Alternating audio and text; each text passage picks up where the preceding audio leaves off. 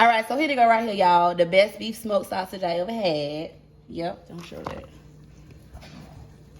All right, so while I'm cutting up my sausage, I do have like a 1/4 stick of butter, unsalted, in my skillet melting.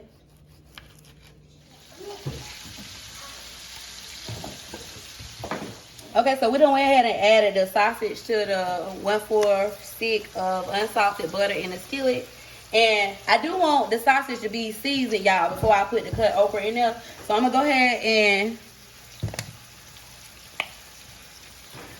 and dash a little bit of my Saison Complete seasoning in there. Remember how much I told y'all I love to slap your mama? It goes with almost everything. A little seasoning salt. I got my paprika going in there. I'm not gonna put onions in this. I don't want onions in this, so I'm not gonna do that. But I did dash some onion powder in there to give it that onion flavor. And we good to go. The purpose of seasoning them is because before I put the okra in there, I already want the sausage to have a good flavor. Because it's going to give the okra that same flavor, if that makes sense.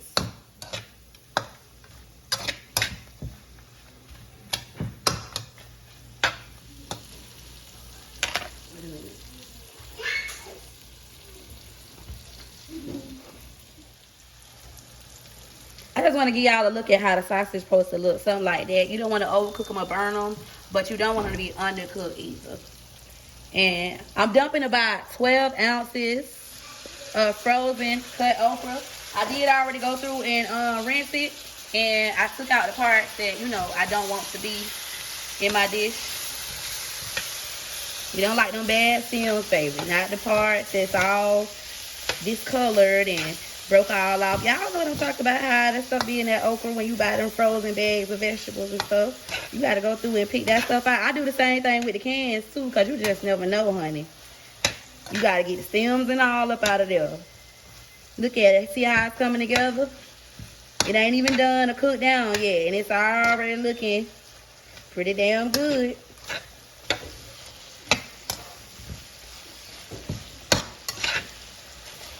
So I'm going to give it a little stir because I want to make sure that all of my okra is soaking up that flavor from the sausage. I don't want no okra left behind, y'all. I want you to get closer to the rice. And so I like my rice to look like this, so I cook it like that. And it's pretty simple. After I rinse my rice off, I just bring it to a boil. And then once it comes to a boil, I just turn it down to low and put the lid on it and let it simmer. And for anybody that has trouble with rice, just a little tip is, if you ever put too much water, you find yourself, once it's too late, you don't put too much water in your rice. The best way to absorb some of that water and not have your rice come out as gummy is you can just take like a paper towel and put it over the pot first that you're cooking the rice in, and then put the lid on top of there. So all of that water is going to basically, that paper towel is going to suck up all that excess water that you might have on your rice. And that's how you can save the rice. So I got some diced tomatoes with basil, garlic, and oregano. And I'm pouring that in there as well.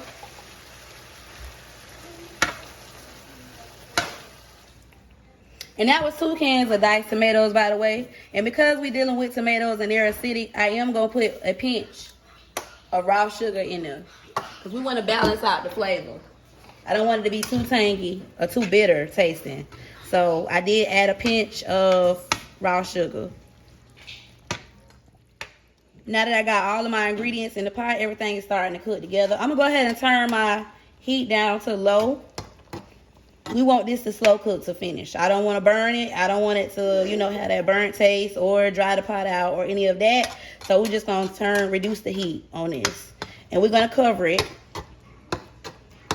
And I don't know if y'all watch any of my other videos yet, but I did show y'all before on one of my previous videos that when you're dealing with a skillet this big or this size, they don't typically come with a lid a lot of times. So the best thing to do is, like, you can take one of them pizza pans that they have. Like, just get you a piece of pan, like out the dollar store or whatever, and cover it up with that. And that fits perfectly on top of the larger skillets. Or you could just use aluminum foil. So that's what I'm going to do right now, because I just want to avoid the mess today. Pot jumper right now, y'all. But this right here is the lobster that I'm going to add. I did not add this initially because I do not want the lobster to be overcooked. Because who likes overcooked seafood? Y'all know that's a hot ass mess. So let me go ahead and prepare this lobster. I just wanted to show y'all what it looked like. And this, so far, I've only been able to find this at Publix. Now, when this lobster is frozen like that, y'all, of course, it's already cooked, basically. So I'm going to go ahead and dump it in there like that.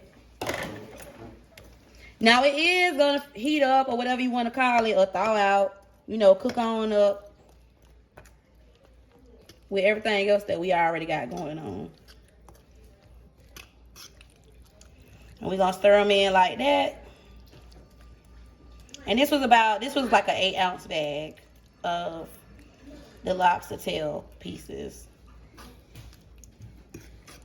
This is my biscuit batter, y'all.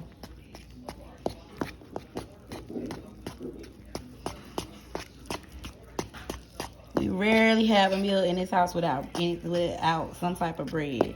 So if it ain't biscuits, it's garlic bread or rolls or whatever.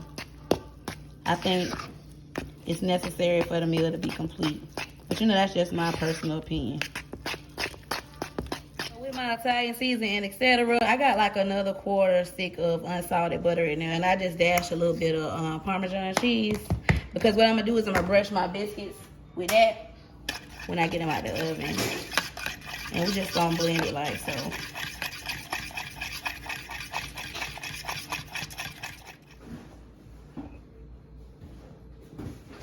In my kitchen where there's no pork in my kitchen.